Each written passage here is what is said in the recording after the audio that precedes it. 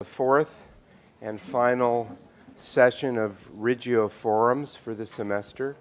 My name is Greil Marcus. It's my pleasure and privilege to bring people here in the course of the semester. And closing the season, I want to thank first the Reggio Foundation, which has made this possible along with so much else in the School of Writing, and Gregory Collins for a wonderful poster, to so many people in the writing program who have worked all semester to get the word out and to provide their support. And we've had the novelist Steve Erickson, the New York Times columnist Charles Bloom, just a wonderful group of people. But this is a really special night for me and for everybody else to have Rennie Sparks speaking, the Handsome Family playing. I first saw the Handsome Family years and years ago at a Mekon show in San Francisco, and I walked in and there were these two people on the stage who I'd never heard of, and I didn't catch their name, and I was completely entranced. They did a song called My Sister's Tiny Hands about a brother and sister who are born as twins, who seemingly raise each other.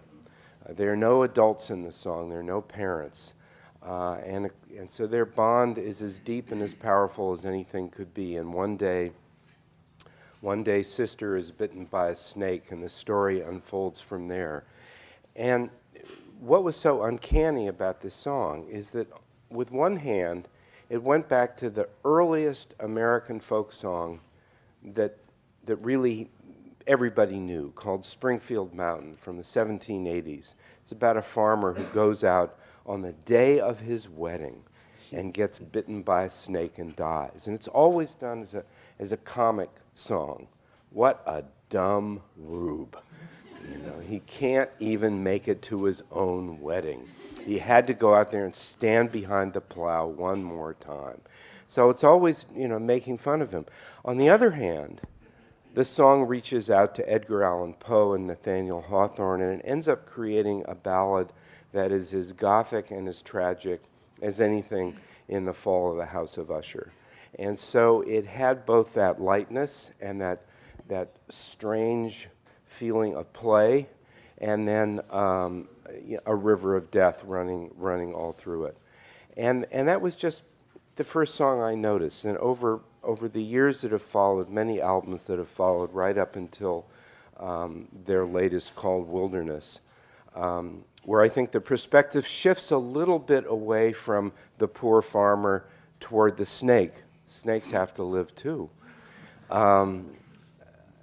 To follow their music has been like being lost in a labyrinth and never wanting to come out of it.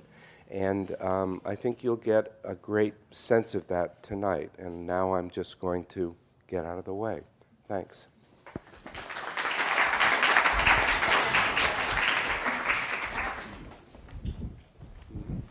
I just have to say thank you. That was gorgeous. Thank you, Greil.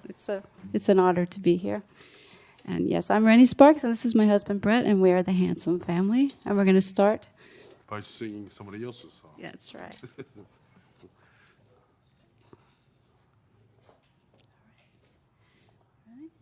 Sure. 1, 2, 3, 1, 2, 3.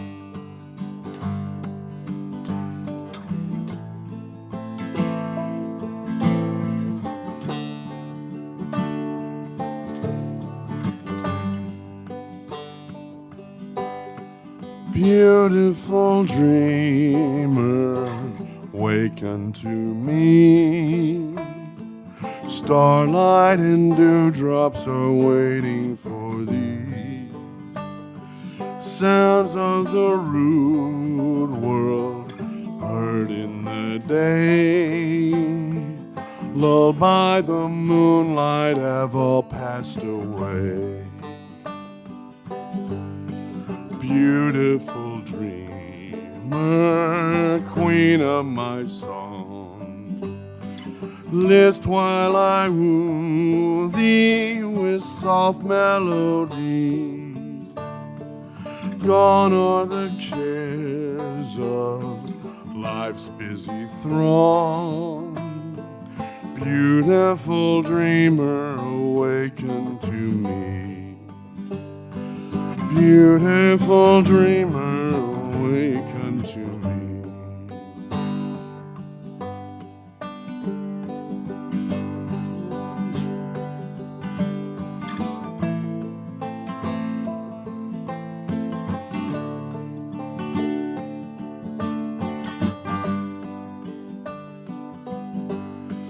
Beautiful dreamer out in the sea. Mermaids are chanting the while orally. Over the streamlet, vapors are born, waiting to fade at the bright coming morn. Beautiful dreamer, beam on my heart, e'en as the morn on the streamlet and sea. Then will all clouds of sorrow depart. Beautiful dreamer, awaken to me. Beautiful dreamer, awaken to me.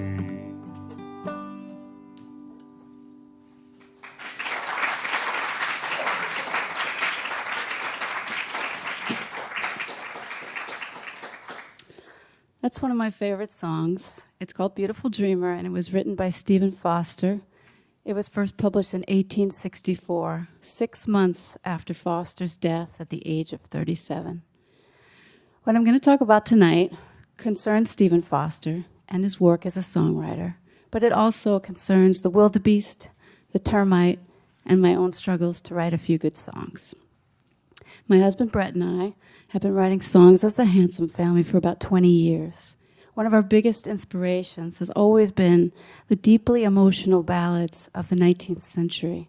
These are songs that strive to reshape the world in more emotionally meaningful ways, to convince the listener, at least for a few minutes, that the red rose blooms for love and the willow tree weeps with grief. They're songs that can make you feel sad in the most wonderful ways. So songs like Beautiful Dreamer were written to be sung by a family gathered around the parlor piano. But what Stephen Foster knew of the quiet hearth of family life was probably fleeting. He was an alcoholic, abandoned by his wife, a man who squandered his money and spent much of his life in rented rooms. He was one of the most successful writers of his day, but he died penniless at Bellevue Hospital a few days after falling and hitting his head on a wash basin in a Bowery flophouse where he was living. He was dead 6 months before Beautiful Dreamer was first released for sale as sheet music, and so he never lived to see it become his most popular song. Beautiful Dreamer beckons us to rise into the vapors of dreamland, to dream a shared dream of joy, a reverie of communion, perhaps so unbearably ecstatic that you can only experience it while asleep or drunk or in the split second of delirium before you crack your skull on the edge of a sink. Of course, Foster was not alone in trying to dream himself away from his lonely life. Most of us experience only brief moments when we feel a part of something bigger than ourselves, when we feel truly knitted to the world. One way we can feel such emotional expansiveness is by listening to music. A song can sweep you into a landscape of feeling that is far bigger than the narrow vision of normal life. Songwriters, I think, are often inspired to write songs in a vain attempt to linger longer within that reverie of their favorite music. But of course, it's a doomed pursuit. The pleasure we take in listening to music is a pleasure we can't recreate by writing songs. But we who try, we try, and save for a few brief moments of transcendence when we're able to sense something bigger in our music than the thin trail of our thoughts. Most songwriters cannot hear their own work with the same pure pleasure they take in hearing someone else's songs.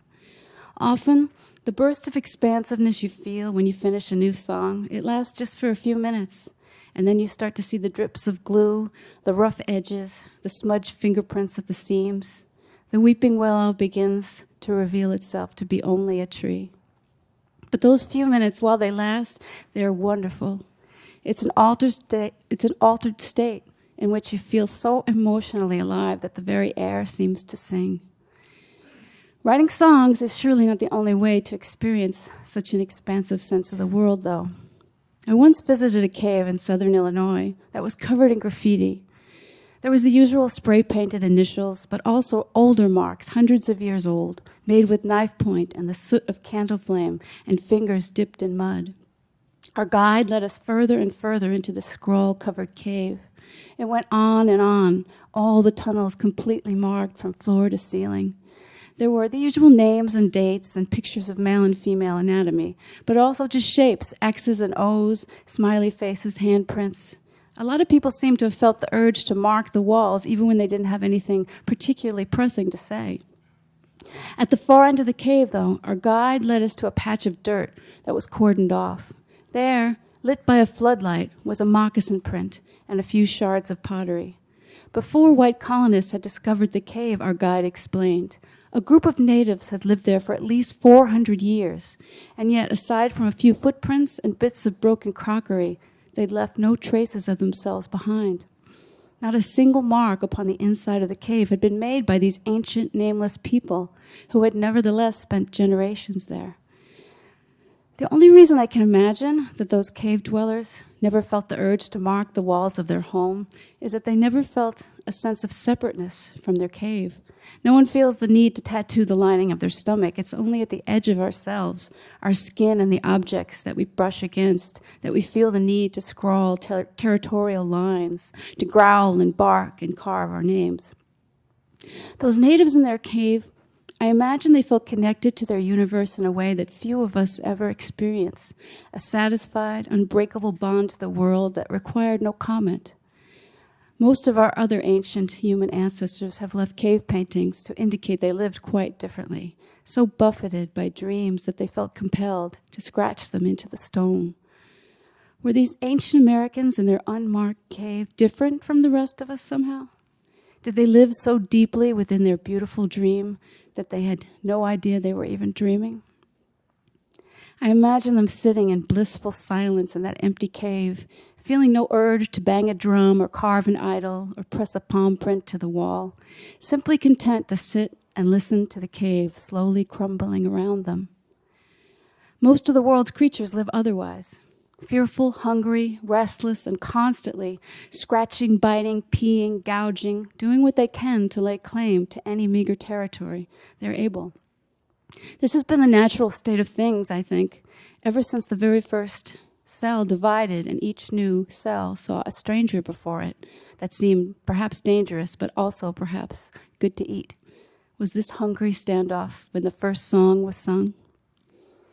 The odd thing about human perception, though, is that we seem to have little ability to acknowledge that other living things live in a state of anxiousness similar to our own. Either the willow weeps for us or it is silent. We often refuse to see anything in between.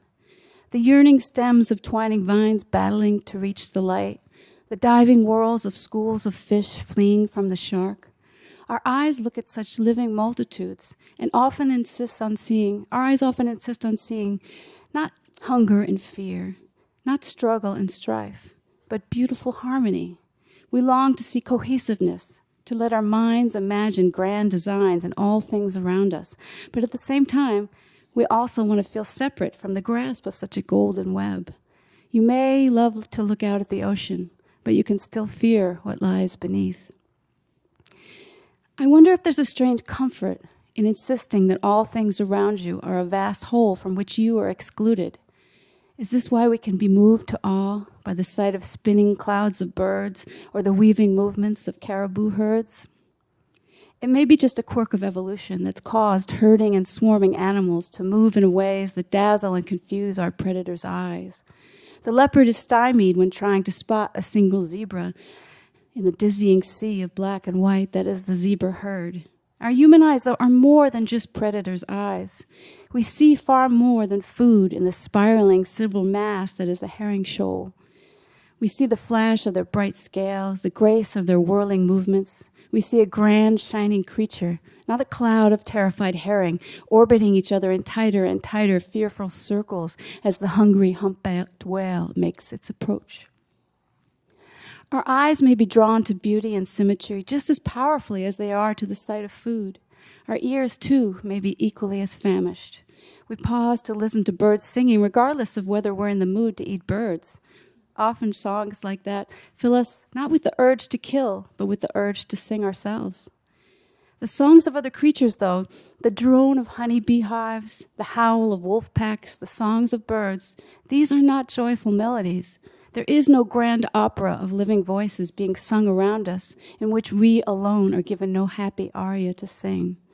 The sounds of living creatures calling out to each other arises from fear and desire and the need to stake claim.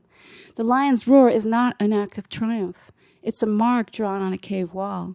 So too the trilling call of the meadowlark and the bleating moan of the wildebeest, each of them desperate to scrawl some indelible mark on the world. Wildebeests spend their lives constantly surrounded by their vast herd. Even so, they still feel the almost constant need to cry out and to hear an answering cry coming from all directions as they gallop together across the African plains. Mothers stay close to their children with these constant identifying cries, and males moan and snort to attract the notice of females and to challenge other males to give them space. But wildebeests must stick together to survive, and so even as they are constantly crying out, "I'm here!" it is the answering cry of, "I'm here too!" that is probably the thing that tells them they're safe. Does our own need to make noise arise from a similar urge to both declare space yet feel connected to a group? I know that the singer, hearing the applause of an audience or even the answering cry of, "You suck!" can take comfort at least in knowing that she is seen and heard. There is always a risk in crying out, though. The wildebeest that calls out to its brothers is also heard by the lion and the crocodile. We songwriters, though we usually don't risk being eaten by predators when we sing, we still can never know what our songs will mean to the ears that hear them, no matter how deeply we instill them with our intentions. My husband and I wrote a song 10 years ago about an upstairs neighbor. This was in Chicago, and she was a close friend, but she was also a terrible alcoholic. She routinely got so drunk that she fell down and hit her head. We would watch her singe her eyebrows when she attempted to light a cigarette with her shaking hands. And in drunken rages, she would chase us away, but she always came looking for us the next morning. That very same song in another singer's hands, the Irishman Christy Moore, has more recently become a tribute to a beloved football player in Scotland. George Best was one of the first celebrity footballers in the United Kingdom, and he was mourned by millions when his alcoholism eventually led to liver failure. It matters little to those who sing this song in memory of George Best that the song was written by two Americans who don't know much about Scotland or football. Okay, we're going to play that song now. It's called So Much Wine, and I wonder, as you listen to it, who you'll decide it's really about.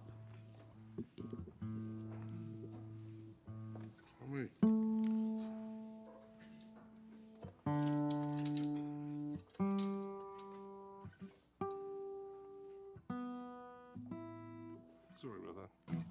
All right. 1, 2. I'll do the little intro. Okay. 1, 2, Thank 3. you. Very little. 2, 3, 4.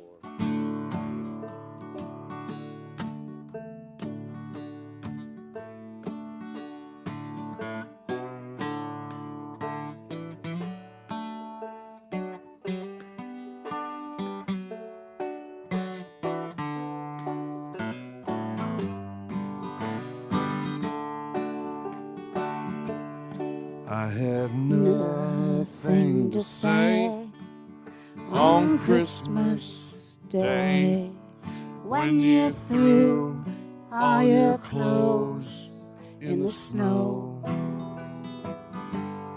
when you burnt your hair, knocked over chairs.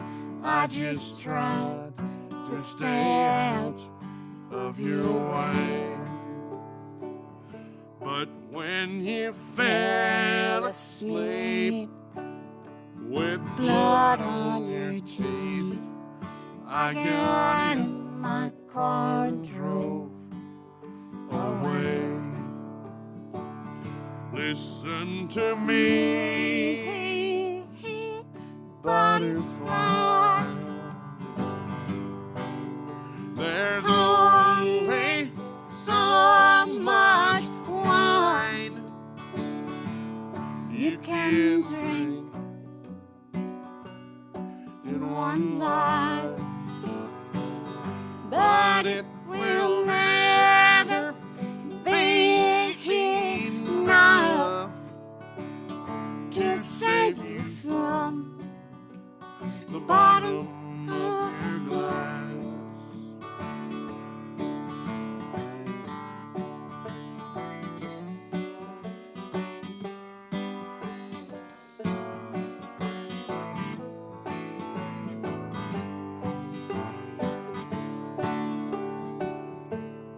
Where the state highway starts, I parked my car, I got out and stared up at the stars as meteors died and shot across the sky. I thought about your sad, shining eyes. I came back for my clothes when the sun finally rose, but you were still passed out on the floor. Listen to me,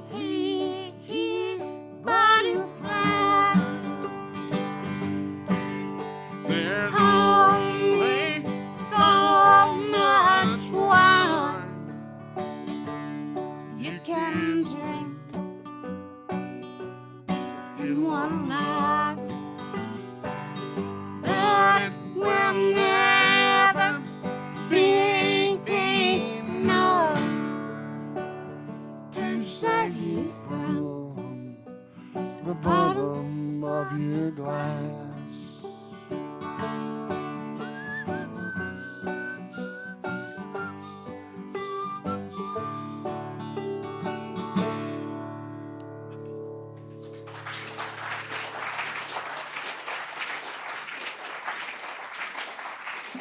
Thank you.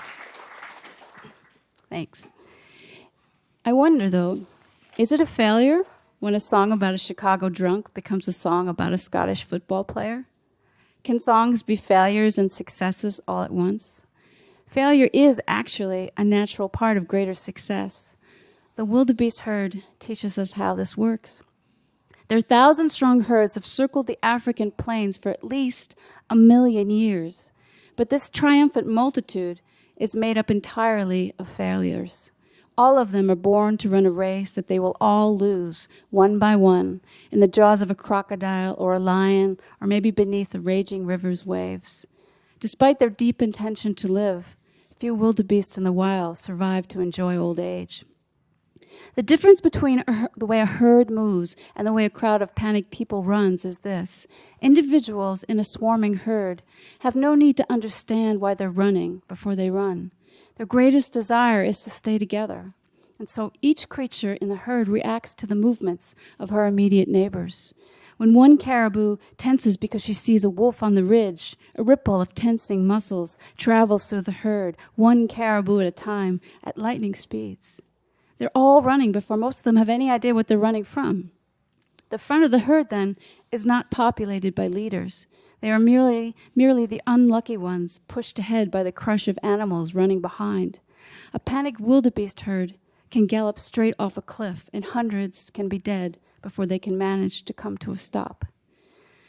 And it may seem that nature's way is senselessly cruel when you watch 100 wildebeest gallop off a cliff. But the perilous life of animals in a wild herd does work to keep the majority alive. The lioness that stalks a wildebeest at the edge of the swarm finds that just when she's closing in on that one exhausted animal, the weaving masses of bodies shift in its panic galloping, and another fresher animal is pushed at random to the exposed edge of the herd. The lioness can only catch a wildebeest that is too young or too old or too sick to keep up with the constantly weaving movements of the rest. The strong keep on running until the day they become the weak. The same can probably be said of songwriters. On a cave wall in Lascaux, France, there's a prehistoric painting of a bison with human legs. The bison stares down, utterly entranced, at a depiction of the lower half of a woman's body, her legs spread wide. That bison man's vision, I think, may be one of the first depictions of sentimentality. It's an image that insists on a grand meaning hidden within the base instinct of sexual desire. It insists that the natural world has a mother nature at its center, legs spread wide to give birth to us all. That bison man's dream reminds me what I think it might feel like to be an insect with a queen, a totally engrossing state of rapture. Do we as a species, I wonder, suffer now that we no longer, for the most part, worship the bison man's goddess? Is it our essential aloneness as humans that causes us to look for meaningful connections in the stars or in the space between a woman's legs or in the call and response of wildebeest or in the verses of a song? Consider then the song of the termite. The termite never feels alone as long as its queen is alive. The queen, without moving from her dark bower, gives birth to her entire world and controls her minions entirely. At the same time, she must remain in her dirt bower, laying egg after egg for her entire adult life. She is completely helpless to survive on her own. The master is the slave, and the slave is the master in the termite love song. But within their entanglement, there is no place for loneliness or for individual want or loss. There is, in fact, no individuals. There are only parts within the grand glory of the whole. These creatures really are the sum of their parts, unlike herds and shoals that cling desperately to each other in the grip of individual fear. Termite nests are, in fact, glorious works of architecture formed by a united group mind. Termite mounds are often so beautifully built that creationists cite them as proof of an intelligent design to the universe. These mounds rise in soaring spires that can be as high as 20 feet tall. Considering the size of these little bugs, and such buildings are the human equivalent of a 180-story skyscraper built by hand, one brick at a time. And yet, termites only live about 2 years, and they're also, for the most part, completely blind. The finished termite mound may look like a mere tower of mud from the outside, but within its walls there are beautifully curved corridors and grandly vaulted rooms. Everything is measured, symmetrical, and perfect. Sightlessly, the termites nevertheless work in unhesitating synchronization. Each termite carries a single grain of earth coated in saliva and carefully glues its crumb into place. And then without pausing, it heads back for another bit of dirt, all the while navigating corridors crowded with other blind workers rushing here and there with their own morsel of food. Termites communicate with each other by banging their heads on the floor of their tunnels. But they also have a far more deeply felt level of communication that is somehow transmitted through their queen. Scientists actually call it a group soul. Deep within this teeming hive of nonstop activity, the queen controls all movement while somehow remaining motionless herself. She sings a song that only her children can hear. Kill a termite queen, and within minutes, all purposeful activity ceases within her hive, even at its farthest reaches. The termites act as if they suddenly have discovered they're blind. They wander aimlessly, and all work is abandoned. Their song is done. Our minds, I suspect, may be ordered a little like a hive singing its secret song within a hidden cathedral. Countless blind thoughts race through our heads at every moment, but all such thoughts may be governed by an invisible empress deep within our subconscious, who always has a grander plan envisioned than any of us are consciously aware of. We may see and hear only what our empress bids us to notice, even as we have little conscious awareness of her presence. We can, however, find traces of her will sewn into the fabric of our dreams and hidden within the sudden urges and inspirations that direct our emotional gaze. I often find that the best way to write a song is to consciously work on something else. Mop the floor, clean the bathroom, do anything to keep the termites of my brain cells moving so the queen can build her pathways through me. Such a whispering empress may not merely rule each of us separately. Carl Jung believed that our dreams were drops of water trickling out from one great sea of human dreams. One proof of such an invisible body connecting and guiding the currents One proof of such an invisible body connecting and guiding the currents of the human mind is that often the greatest songs are great in spite of their author's conscious intentions.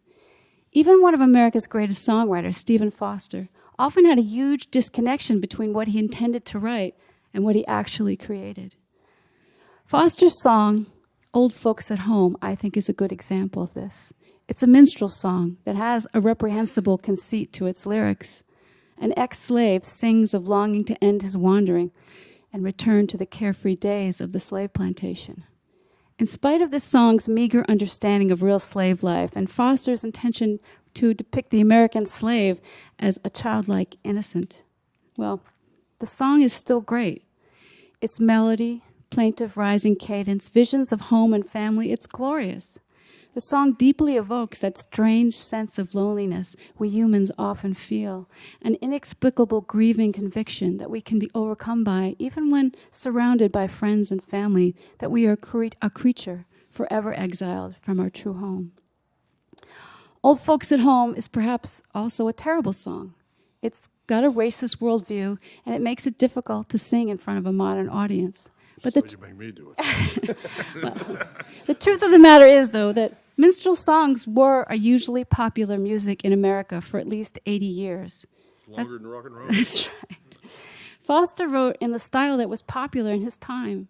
He was no more a racist than the country and time he lived in, as are probably we all. Regardless of your opinion of this song, I feel surely that it needs to be sung, if only for the fact that it purely exemplifies the mystery of songwriting. Like wildebeest, blindly galloping, songwriters may easily topple off a cliff in their race towards a song, but they may also come dashing unexpectedly to the edge of a gleaming shore. And so sometimes when you try to write a song meant to be sung by a black-faced crying clown, it ends up being a song about all of us. So here's Old Folks at Home. Did you banjo? I have to retune first, though.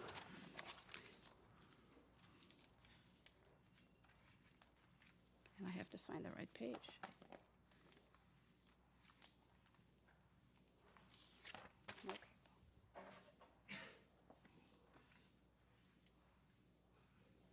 Can you actually read that? Let's see. I gotta tune first. I'm not playing. So. I know, but you can't go anywhere without me.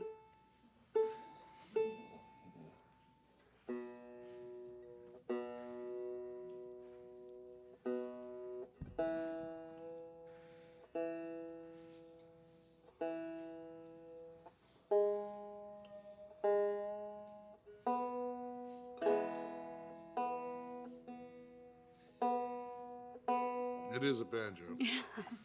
Don't. Start over again. Start again. We can start at the All right. bottom. Are you ready? 9 and 10. Oh, Start come at the on. bottom. It's pretty close. It's your second string. You're a That's test. the one. Yeah, you're probably right. I should retune that one. As soon as you get the last string and turn, you have to start over again. It is a banjo.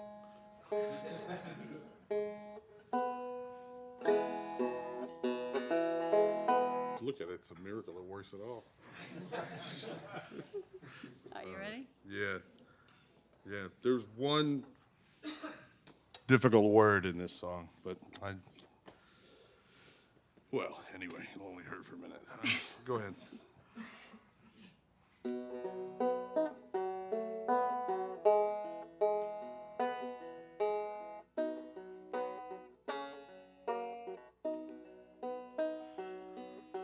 Way down upon the Swanee River, far, far away, heart is turning ever, there's where the old folks stay. All up and down the whole creation, sadly I roam, still longing for the old plantation and for the old folks at home. All the world is sad and dreary everywhere I roam. Oh, darkies, how my heart grows weary, far from the old folks at home.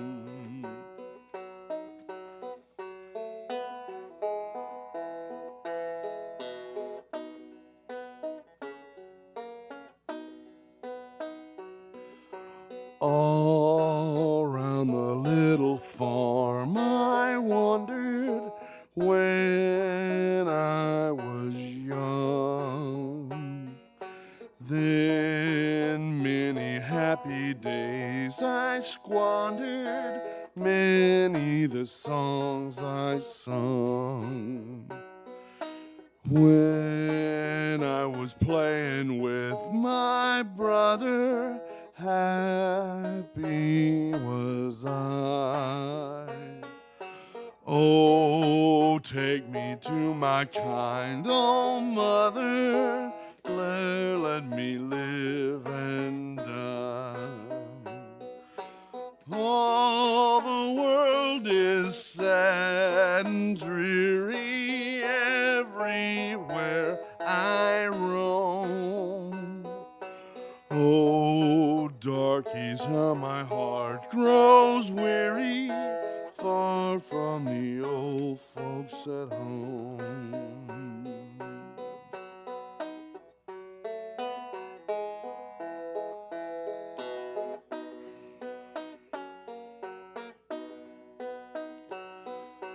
One little hut among the bushes, one that I love, still sadly to my memory rushes, no matter where I rove.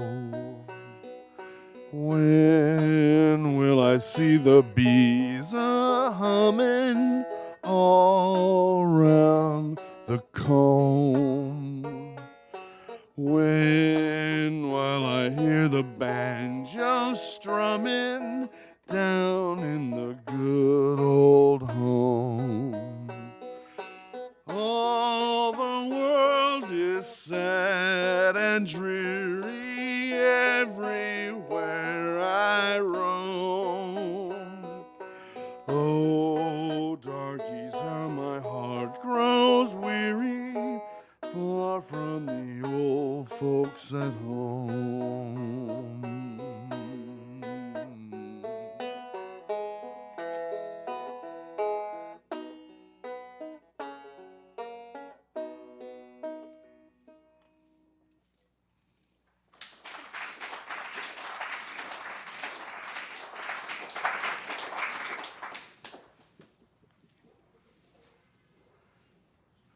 We can never really know the secret impulses that steered Stephen Foster's heart, nor do we really need to take some pleasure in his work. But we can know for sure that Stephen Foster wrote minstrel songs because they made money. Many of his songs, including Old Folks at Home and Oh Susanna, were sold by the thousands as sheet music offered for sale on the way out of the blackface tent. What Foster knew or cared about the plight of real American slaves probably didn't amount to much. He was a Northerner who had rarely visited the South and had only fleeting glimpses of actual slaves. But minstrel shows were actually a Northern entertainment in pre-Civil War America, and their popularity may have actually depended on their audience knowing little of the harsh realities of slave life that would contradict the light-hearted caricatures of the blackface tent. After the Civil War, when minstrelsy spread across the nation, even as we freed our slaves, It was such a popular entertainment that it was not unheard of for a black performer to blacken their face, for black performers to blacken their faces further with burnt cork in order to perform on the minstrel stage. Still, there's an odd jealousy expressed in minstrel songs that I think is worth taking a moment to think about. There's an irrational insistence that slaves, or rather the blackface caricature is made to represent them, were simple creatures working merrily in sunny cotton fields. It's a fantasy that slaves were freer somehow than free men, more connected to their own emotions and to the natural world. It may actually be the same fantasy that has caused me to insist that ancient American cave dwellers who never painted the walls around them were somehow living in paradise. Maybe they were too busy fending off grizzly bears to take time to paint pictures. Maybe they were starving. Chances are they were not in a state of constant bliss. Most of us aren't. Are there no humans then, when unmasked and seen with clarity, who are truly living as we yearn to believe possible in our deepest, most beautiful dreams? Colin Turnbull, in his wonderful book, The Forest People, writes of wandering into the African jungle one night and discovering a pygmy dancing alone in a clearing under a full moon. "What are you doing?" Turnbull asked. "Why are you dancing here all alone?" "What?" the pygmy replied, indignant at being asked to explain the obvious. "I'm not alone. I'm here with the moon and the forest." I suspect that there are few humans enveloped in such an embrace of leaves and moonlight who would still feel the urge to carve their initials on a tree trunk, or paint a picture on a wall, or give a lecture about writing songs. But maybe I'm wrong again. For pygmies surely write songs, and surely have their own river of beautiful dreams that yearn for expression. I may imagine that they live closer to the heart of things because they're able to dance with the forest and the sky. But I suspect that all of us, pygmies, cavemen, songwriters, slaves, maybe even wildebeests and termites too, all of us have dreams that arise from deep wells of water, out of which none of us can ever drink our fill. Even the termite, psychically entwined to its queen and hive, it still feels the insatiable need to carve and shape the earth. The termite does not want to dance with the moon. The termite wants to tear the moon from the sky, grind it into dust, and then build a tower from its skin. Think of Xerxes, the ancient Persian warrior. So enraged when a storm destroyed a bridge he was building that he ordered the actual waves to be whipped. He then ordered his men to hurl insults at the water. "You hateful water," the men cried. "Xerxes the king will pass over you, whether you wish it or not. It is fitting that no man offer you sacrifices because you are a muddy and salty river." Even so, the river showed no signs of remorse, and Xerxes, in a fury, then ordered the death of all the men who had worked on building the bridge. I can't imagine that even then he felt much better. Xerxes, like all of us at some point in our life, was confronted with the terrible suspicion that he was not at the center of the universe. The tides and the moon had not asked him to dance. They did not even see him shaking his fist at the water's edge. I think Xerxes would have made a great termite, but I think also that probably all of us would make great termites. Even Henry David Thoreau, who wisely wrote that the mark of a man was his ability to leave things alone, still felt the need to write a great deal about all the things he was leaving alone. Where hide the silent ones who embrace the world without insisting on being at its center? I may not know where to find such sages, but I do know that they're probably not songwriters. They have no need to write songs because all around them, the most beautiful of never-ending songs is always being sung. So as you ponder tonight the things I've said, I hope that you don't spend time scrutinizing facts and figures. I've, of course, fact-checked my assertions here to the best of my abilities, but I may not be, in the end, the definitive voice on the specifics of herd movement or the termites group soul or the daily life of cave dwellers or the inner workings of Stephen Foster's heart. I also don't think this is the night for us to decide definitively if Stephen Foster's songs are too racist to be sung or too beautiful to be marginalized. I think these are all issues for a different lecture. In fact, I want to convince you of nothing tonight.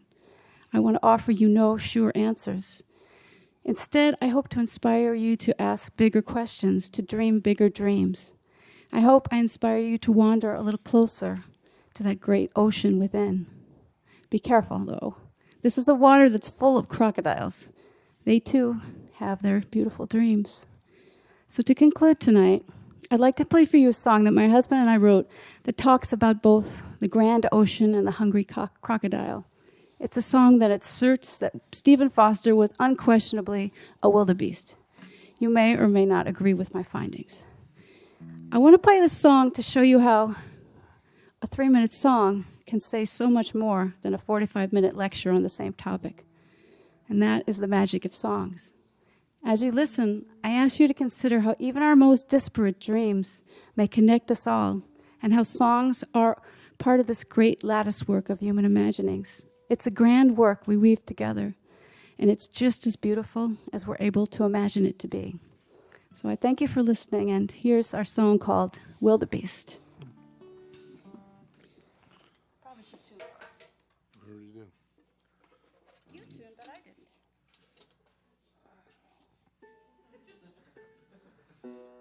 You'll be happy that I did. See? That's This right. instrument doesn't possess the same inherent limitations as yours does. I sneak tuned. Sneaky tune. It's a sneaky tune. Are you ready? Yeah, I don't know if have you done this song before? This is a hard song to play in a rock club, so it's maybe the debut for this one. Let me roll up my sleeve here. Only one sleeve. Just one. Pretty risque. That one needs to stay down. Okay, is this an A? Right. Yes. Good. Good. I know that key. Okay. I need to look at your mouth too while I'm singing. Go ahead. We can play this A for a long time.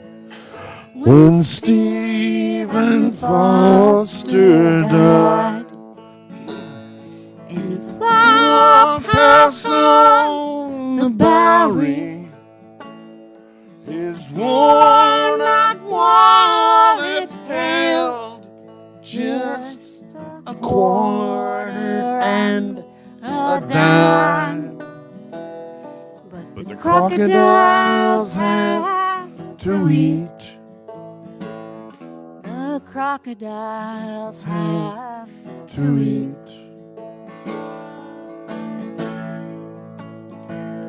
He smashed his head on the sink in the bitter fever of gin. A wildebeest gone crazy with thirst pulled down as he tried to drink. But deep down in the muddy stream, even crocodiles dream their dreams. And As the herd galloped off, he lay on that flop house floor, singing beautiful dreamer as lions began to roar. But we all have our beautiful dreams running through us like wildebeest.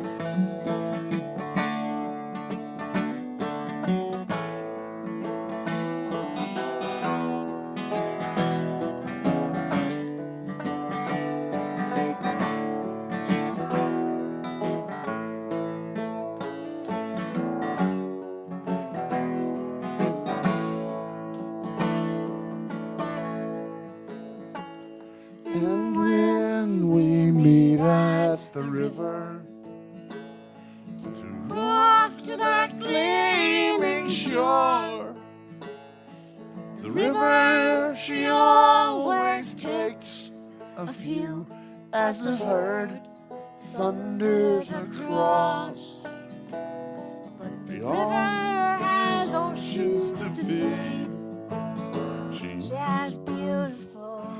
oceans to feed.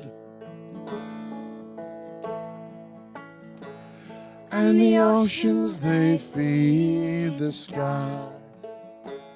And the sky feeds the earth. Stephen Foster's beautiful ghost lay down to feed a song. To feed 10,000 songs echoing across the wild plain.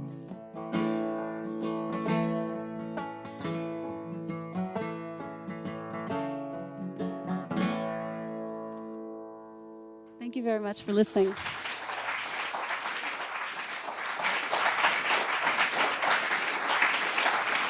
Thanks.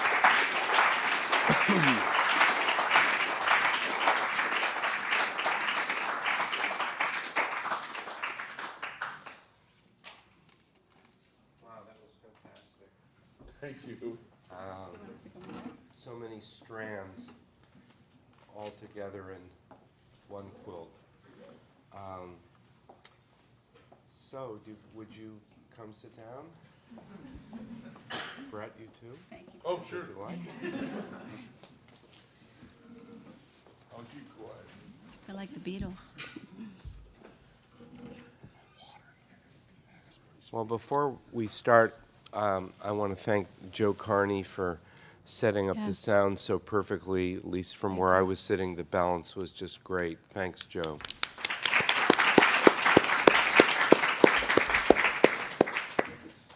So I hope you have things to ask Brett and Rennie.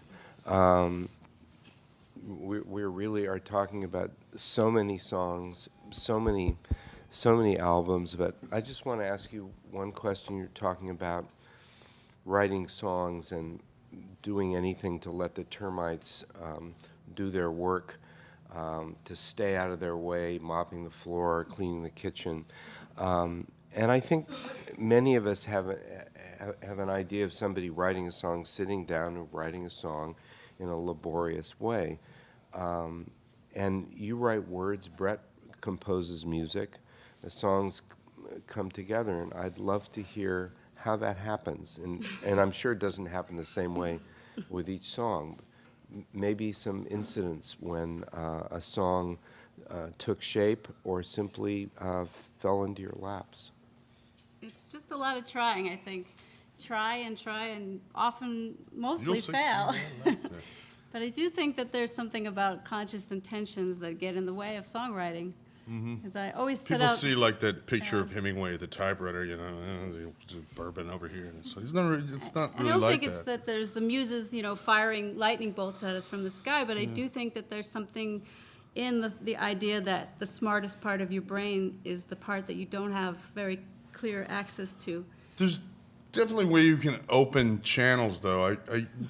I heard an interview with Richard Thompson where he was saying that the only thing he could really do to kind of bring it on is just be conscious of it. You and ready? Just carry lyrics around Yeah. or just think. Once you put yourself in that frame of mind that you're kind of, it's up here instead of down here all the time. Stuff you'd be surprised how fast things start happening. You maybe. Well, she's laborious, and I'm like the person that is incredibly lazy and just waits for an idea Well, to come. I think you But I just- carry like lyrics around with me for a month before I get an idea. I tend to write, and then I end up throwing all that out, and it's the next thing I write after that I keep. But I have to do all that first writing, I think, just to get to that one good paragraph. So it's always the stuff that I intentionally sit down and write that has to go first. And that's hard because I want to feel like I'm in control, but Well, you're a reviser. I So. guess I am. I think it's the same place that dreams come from. Dreams are stories, and they have strange logic to But them. it's like if you start writing down your dreams, Yeah. then you become more aware of your dreams. And it's the same thing as if you bring songwriting into the forefront of your mind, that it just Yeah, maybe so. things start just kind of rolling and tumbling, so to speak. Do we have questions or comments from the audience? Yeah. Other than naturalists and animals, I'm wondering where else do you draw your inspiration from? Have you gone down south and researched any kind of Civil War type establishments or the kind of people who might be more into the style of songs that you like to write? No, I actually feel like that's the opposite of what I need to do, because that's conscious intentions. I'm going to go down and learn about the Civil War, and it never works for me. Maybe it works for other writers. I mean, our music, especially second or third record on, was seriously influenced and informed by, you know, all the stuff on the Harry Smith anthology and the Smithsonian collection, and you know, we're just library geeks. We just go to the library and check it. I just check out everything that said folk music on it, you know, and listen to it, or Appalachian. Like, well, okay, you know, just go through these phases where, you know, I just got obsessed with certain things, and so you just eat that stuff and eat it and just hopefully get some nutrition from it, or I think whatever. Look everywhere Shit for it out songs. some way. They're hiding all around us. But when she says that, I think you have a chip on your shoulder, because people are always saying, well, you're not from the South. Why do you write this, you know, kind of Southern music? But, I mean, my side of the family is No, I don't have a chip on my shoulder about it, though. from the South. And What I believe, though, really is that, like, I do believe that you don't have to know anything to know everything. Like, for example, when Greil you was, don't have to know anything to because know everything. when Greil You're was right. talking about My Sister's Tiny Hands, and you mentioned that Snakebite song, I'd never You're heard gonna that song. you're gonna run his, yeah. So I listened to it later when you mentioned it, but I think, you know, we all, wherever we're born and whatever time we live, we tend to have similar dreams to other people. So, dream, you know, I think that's. I mean, it's always a safe bet. there's so many different influences with songwriting. I mean, a lot of it sure is like the Appalachian thing, but you know, it's everything. It's whatever's the Beatles. It's, you know, it's whatever I listen. Hear something on the radio, I might not even know what it is, but it might be an influence. Especially with recording, it's, you know, it's almost limitless. And I'll tell you, when I've been trying my whole life to write a really cool Viking song. Well, and- that's because I always tell you to. And F never off, it's going and to happen, because I want it too Well, badly. I mean, after Run to the Hills, I mean, where are you going to go after that, you know? I mean, you can't get better than that. No, I think you should try. Something started out as a Viking. My sister's tiny My Sister's Tiny Hands. Oh, it's a terrifying It thought. was supposed to be about the sacking of Constantinople in the 11th century, but it got way See, out of control. yeah, I think I read that, and I'm like, too much historical, you know. Then I winnowed it down See, to I a snake. love hearing about Xerxes in a lecture, but in a song, you wrote a song That's for a this hard word last to record sing, with Xerxes. Xerxes in it, and I'm like, nope, not gonna work. Yes, we are There's somebody critical right of there. one another. Hi. When it comes to influence, when you're done with the song, do you need to have the feeling that it's yours and it belongs to you and it's new, or are you all right with it being like kind of the writing? I think the opposite. Well, once you put it on the internet, it's everybody's. No, but I do think it's actually the opposite for me. When I feel like I don't know where this came from, then I feel like it's something good. But if I know exactly where all this stuff came from and it's just me bitching about something, that's not mysterious, and I don't think it's going to be that interesting to me or anybody else for a long term. So when it feels like not really my song or his song, and then but some third invisible Yeah, person's song, then I feel good about That's it. an interesting question, though, definitely. But I think that the way we work creates a situation where that's almost Yeah, that's true. irrelevant, because she writes the lyrics and I write the music. I mean, and there's very little collaboration involved. I mean, you wouldn't No eye contact. think of it as collaboration. We've learned over the years actually not to question each other at all. Even some, like I'm joking about the Viking thing. If she handed me a song about Vikings, It'll happen one I would day. write it, and I wouldn't ask a question, because the times I have asked questions, I was usually wrong. So we've developed a situation where we have mutual respect for what we do. So when you or mutual disrespect. So when you put them together, it is weird. It's like this, a third person has written this song. And I know that sounds kind of cheesy and grandiose, but it is weird. It is like, well, geez, where did that come from? You know? You want a little of that And mysterious that, now feeling. that I is think. a magical feeling too. That's weird. Thank you. What? I guess love. You also seem, I mean, this whole lecture, it was a lecture, you were presenting your thoughts on the songs that you Anna, could you stand up so people can hear you? you were presenting your thoughts on your songs that you were singing, and I was wondering also if, I mean, you talk about this third other that you draw inspiration from, but, I mean, you don't question it, but so many of your essays are questioning and delving into that. Do you feel like you also draw inspiration by questioning and by? No, I do think, I definitely, I question all day long. I'm but- just talking on a micro level Yeah. about our process, like not about, yeah. And that's what I mean by trying. I think I'm always trying to write a song, so I'm always trying and questioning and questioning. But usually what ends up happening has nothing to do with all that stuff. Somehow there's a leap, but you can't really figure out. I guess they must be connected somehow. But often I don't know the sometimes connection. you gotta make a lot of cookies before you get the recipe right, you know, or something. It's like, or, you know, it's weird. You gotta throw a lot of things away before. But I do think it's also like We're when not you, like jammers, really. when you try to write down a dream you've had, like if you have tried to keep a dream journal, I always find that it's exhausting to write down. It could be a 30-second dream, but it could take pages and pages and pages to write down all the details of it. So I think there's all that has to go into what a song can do in 3 minutes. Yeah, Some of the greatest songs are so simple, Yeah, deceptively simple. Yeah. And when you go to write a very simple song, you know, for myself, I'm always in the act of overwriting. yeah. yeah. How do you get to that place of simplicity? I think it's really hard because you have to throw out all your genius thoughts that you're so proud of. But I think you have to get rid of some of the conscious intentions, I think. Those are always from your ego. And that's never the best place, I think, to write from. But a lot of revising. For musically, that's a real bugaboo because nobody who has, you know, any kind of,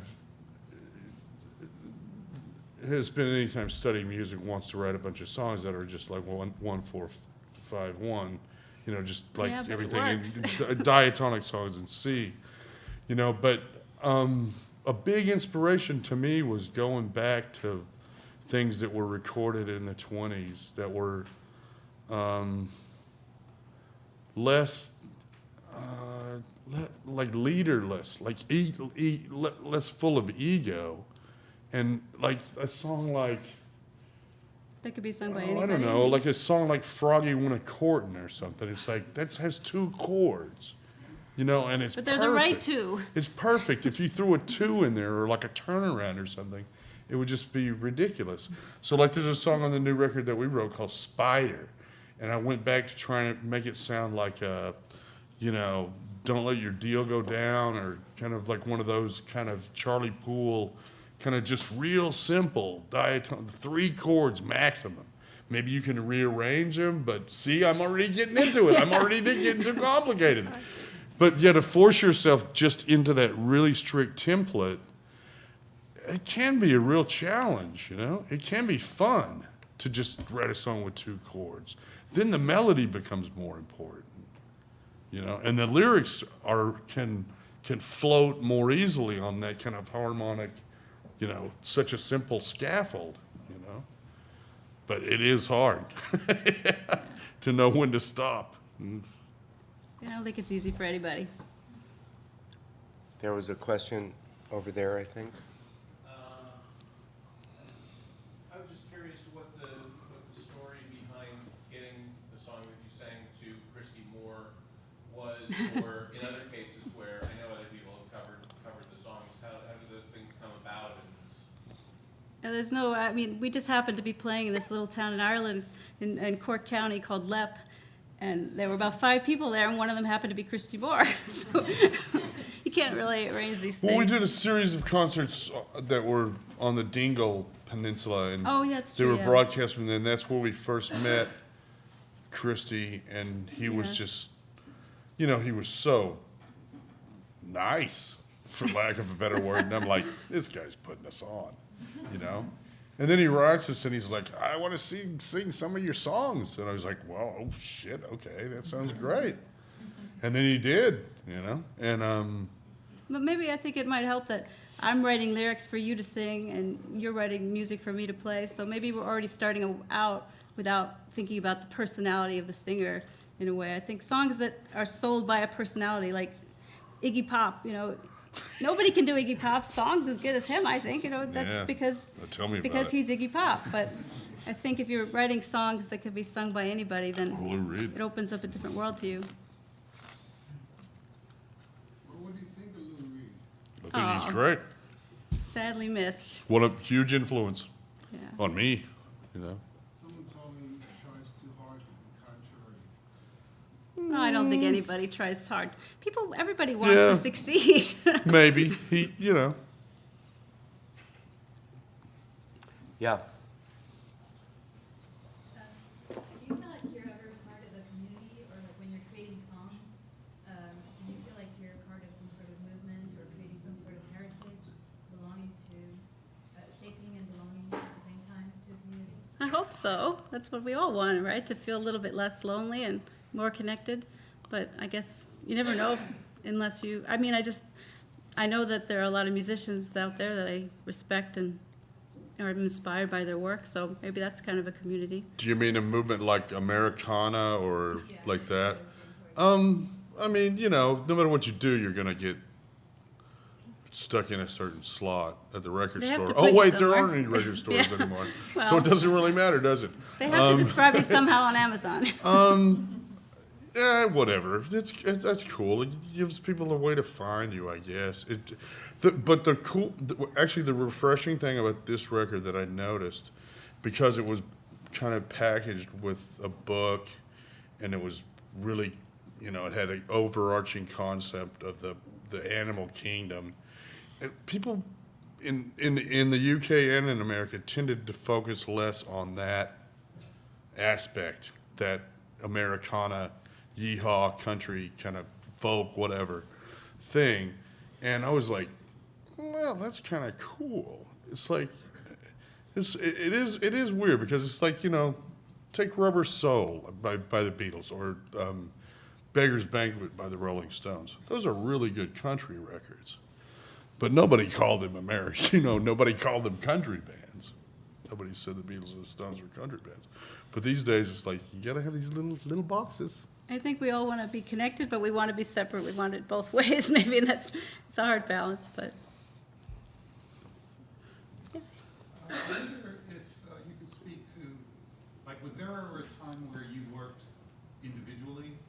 And, you know, that transition when you realized you were fated to be collaborators? we were married a long time before we did any songwriting together, so it didn't occur to us very quickly. I think it But would. did you ever work, write Yeah. songs without each other, and then? He it was wrote songs like and an I wrote- aha moment? I never worked. He wrote songs and I wrote stories, and we kind of were doing that separately. But Yeah.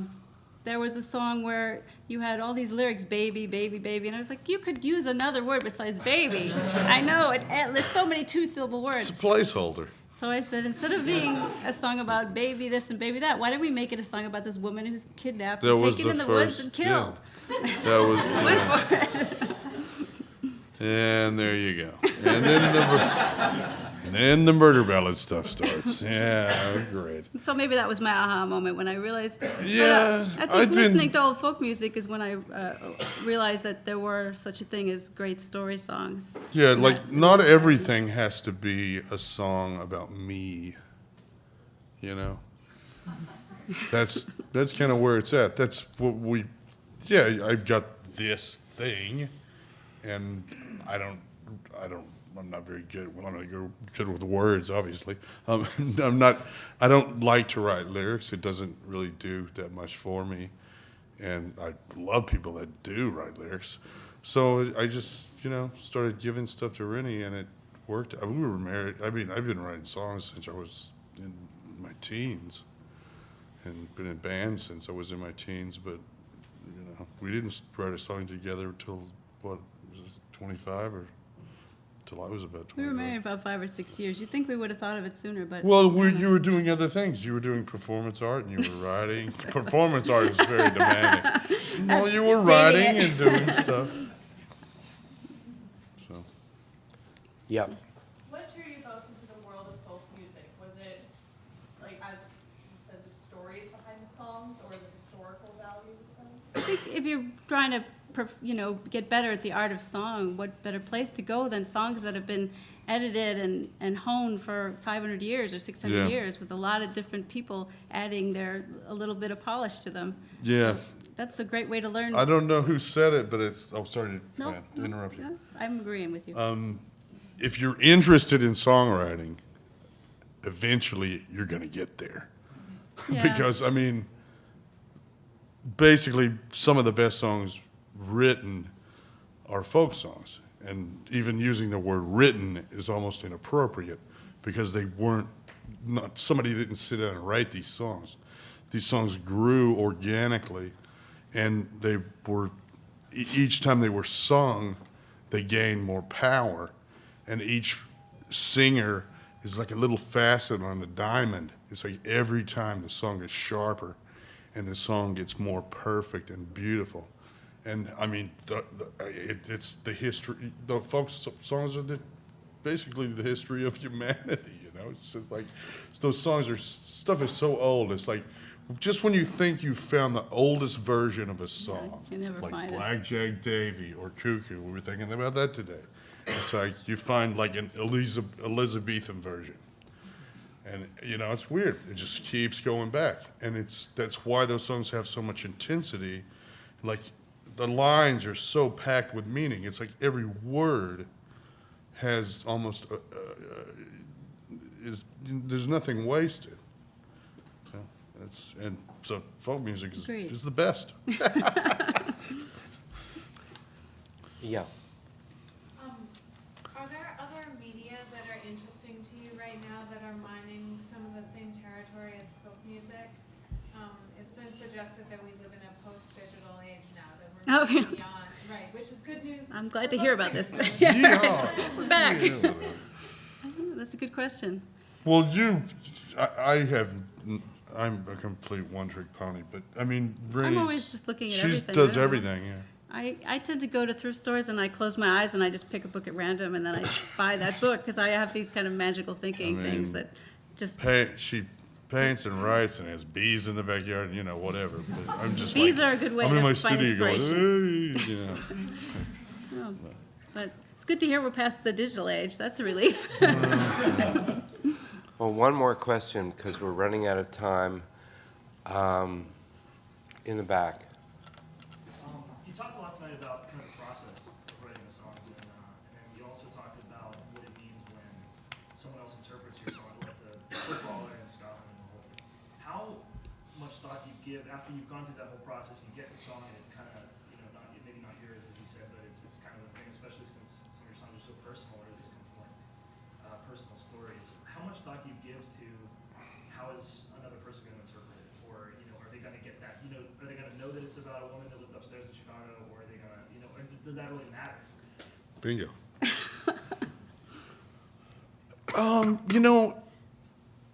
Almost any time somebody covers one of your songs, even if it's terrible, learn that's something. subjective, but it's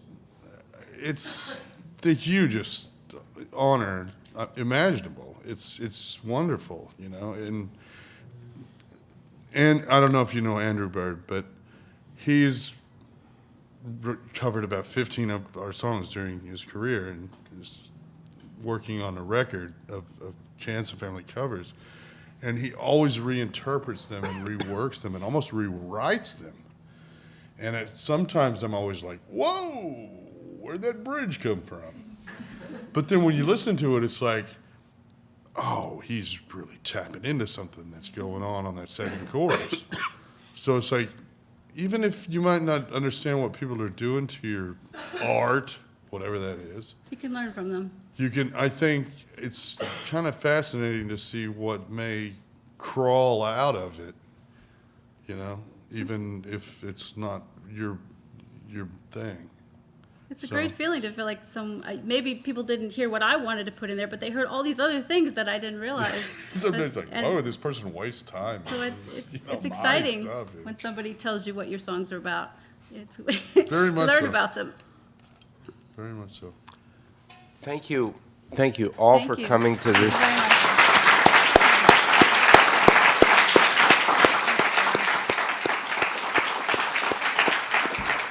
To this wonderful night that could go on much longer. I think there are copies of Rennie's book Wilderness in the back, maybe even more than that. But again, thank you for coming. See you all around.